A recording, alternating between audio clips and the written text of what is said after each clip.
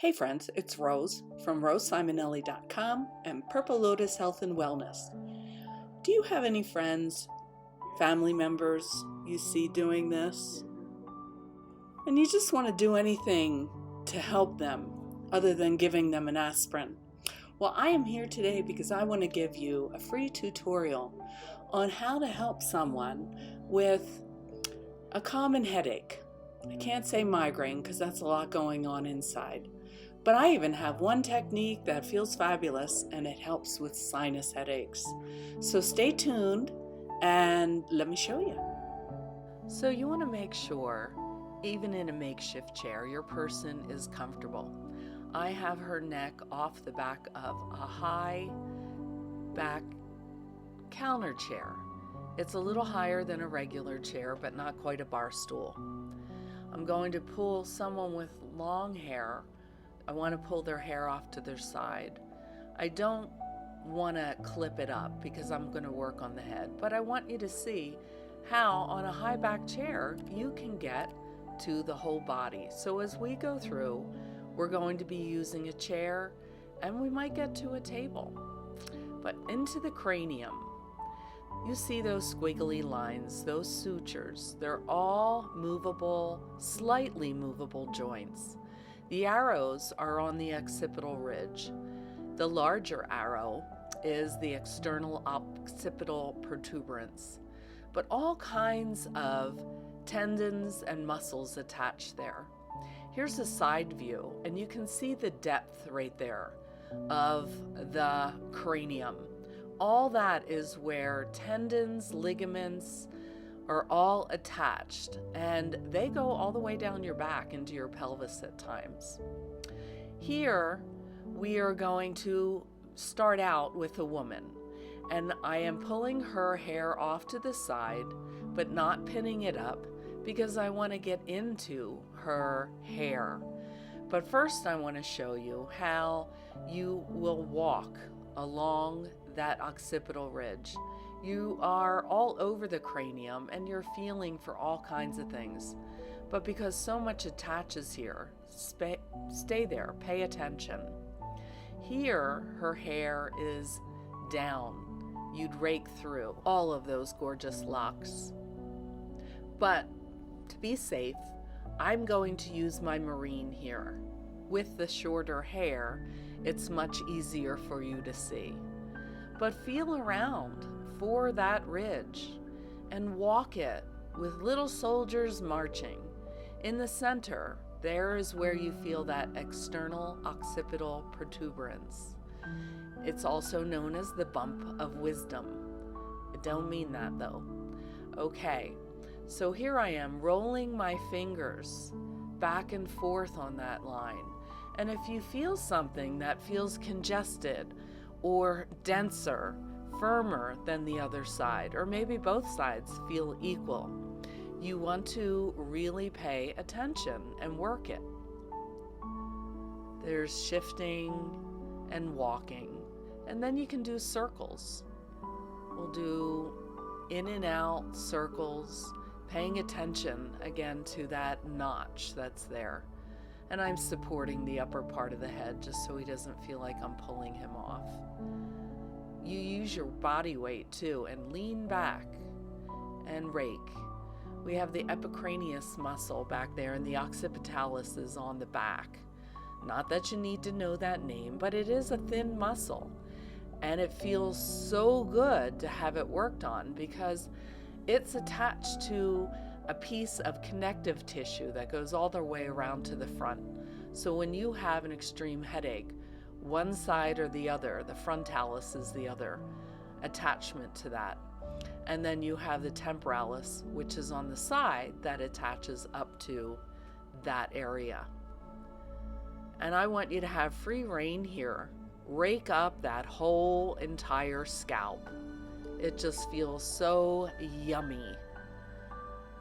Get your fingers in everywhere. Pivot around your thumbs.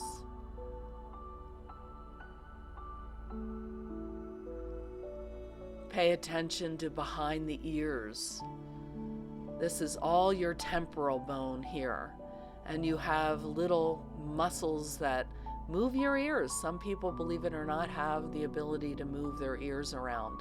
And these little muscles they have control over. I do not have that. My other Marine, he has that ability, and he looks like a leprechaun when he does that. A Hispanic leprechaun, if you can imagine. So again, get through all of that scalp. Feel for lumps, bumps, and those valleys.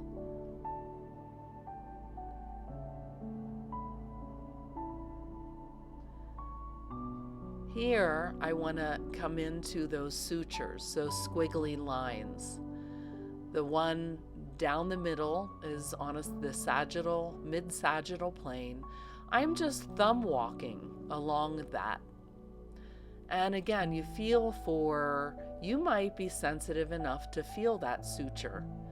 It's through a very thick sheet of connective tissue, but you still might feel it. And I'm going now, shifting slides along that whole suture there. And he is certainly enjoying this. You want to cover the whole area, and you're in no hurry. I'm going to go back down it, doing circles, and I'm also going to do these little circles over the frontal plate. And you can always go back and look at the pictures of the cranium.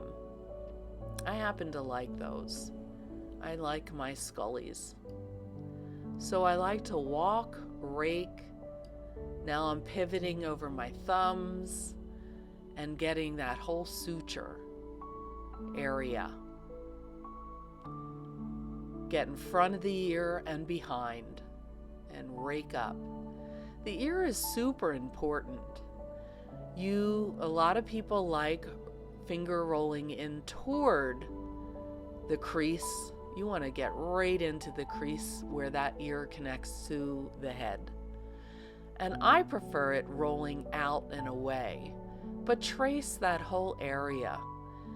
Do both ways. If someone likes it better one or the other, just remember that and do that for them. But you can see behind there what it looks like. The ear getting pulled on is fabulous. The fascia, or the connective tissue in the ear, becomes continuous with the fascia that divides the lobes of the brain. So it's believed that gently tugging on the ear and holding it for a while will eventually reach all the way in through the canal and to those layers that are continuous with the covering of the brain. There is also a school of thought that your whole body reflects itself up into that ear too. So I shift and I get into all the grooves and valleys of the ear. If someone tells me they don't like it, obviously I won't do that for them. I might just tug it still, but if they don't like that, I won't do that either. Now I'm brushing up in to the back of the skull. Check out here the side view of the cranium. You're going to put a hand on the forehead and on that rounded posterior portion. And you're going to squeeze like you're putting the head in a vise. This is the sinus release. Press 1, 2, release 1, 2. Over and over. You can do this 100 times. The person might give you an hour to cut that out. This helps so much with sinus headache. Here, we're going to look at the cranium, the face part of the cranium. You have the brown arrows denote holes, and those holes have nerves that come through. The purple is the zygomatic bone, the cheekbone. Some people's are higher than others. And then the pink arrow is showing you all the grooves of the teeth and the jaw, the upper part of the jaw. And I'm going to be tracing these things. So this is the orbit of the eye, and a nice press release, not with the tip of my finger, but with the flat. If someone wants it a little firmer, you can use the tip and you don't even really have to press any harder.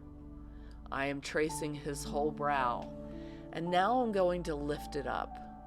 And again, the connective tissues, the fascia that is in the skin, becomes continuous with that of the muscle and all the surrounding area. You can tug that for a while, and it will eventually start to lift the bone underneath. Gently trace that brow and drain it off to the side. Bring it down to the ear. Now we're going to do a dual thumb stripe from the brow line to the hairline. And you might be working with someone who has no hair, but you can still see the hairline. Now we'll do an alternating one. And my Marine told me that he liked both equally. So do them both, and maybe 10 times each.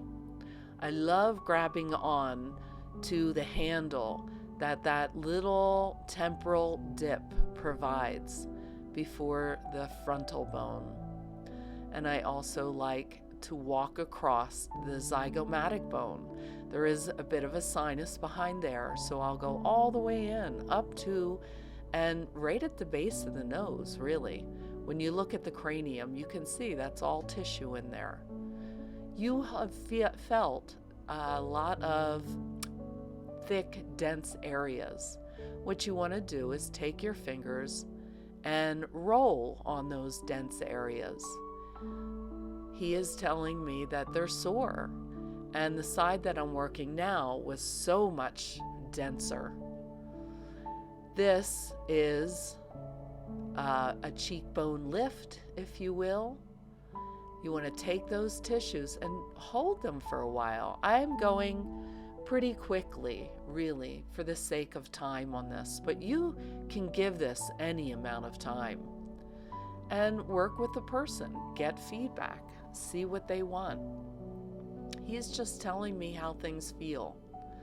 Now I'm tracing underneath of that bone, and I'm on one of the strongest muscles in the body. It's called the masseter. Not that you need to know that, but this can clamp down your jaw on anything. I mean, people sometimes do this to themselves.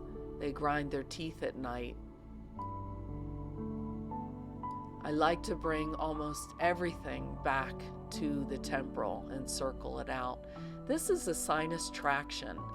You have 2 pressure points on either side above, and then you have the end of the bone before the cartilaginous part of the nose. Here you want to outline the chin and scoop under, and always continue it behind the ear. Whenever you can make a move more complete, the body just feels more relaxed. I'm doing tiny little shifts and circles on the lower part of that masseter. It attaches to the zygomatic bone and also to the mandible.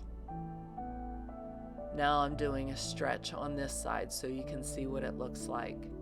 But get in there, don't be afraid of that ear, and traction it for a minute in one direction. Maybe not that long, but you get the point. I am doing this faster, so pause this video and take your time. Work with it slowly, a little bit at a time.